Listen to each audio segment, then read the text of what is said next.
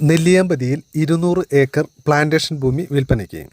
ഇതിൽ നിറയെ കാപ്പിയും ഏലവുമാണ് കൃഷി ചെയ്തു വന്നിരുന്നത്. ഇപ്പോൾ കൃഷി കാര്യമായി നോക്കുന്നില്ല.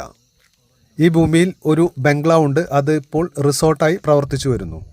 നിറയെ ടൂറിസ്റ്റുകളുമുണ്ട്.